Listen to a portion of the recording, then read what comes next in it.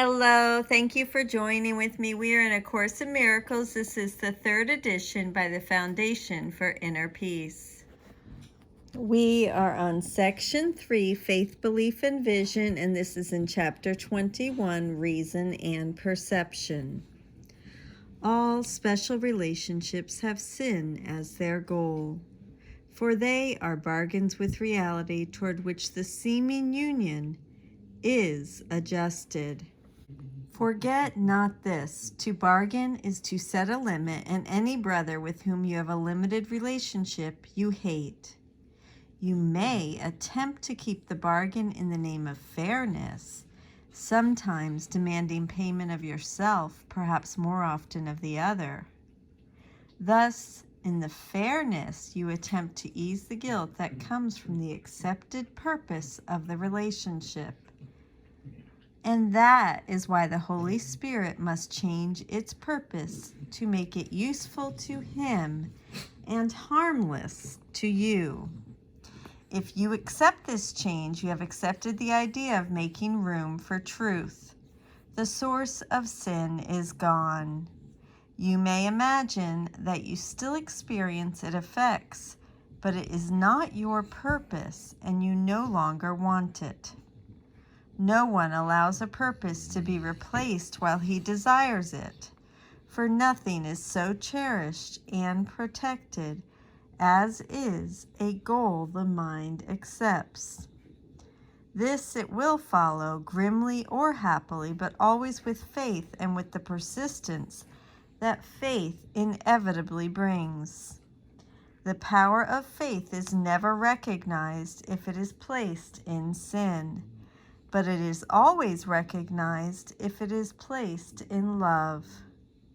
Why is it strange to you that faith can move mountains? This is indeed a little feat for such a power.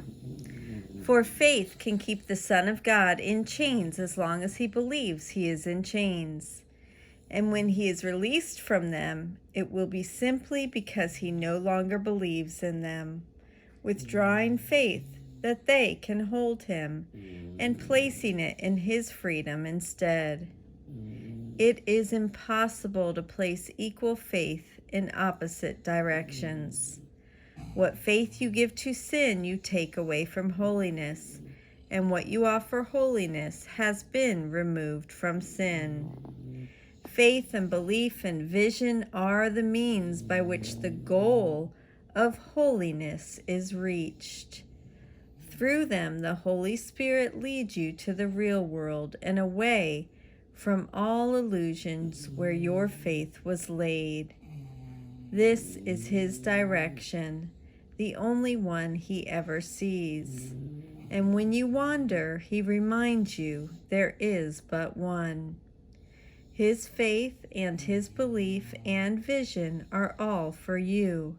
And when you have accepted them completely, instead of yours, you will have need of them no longer.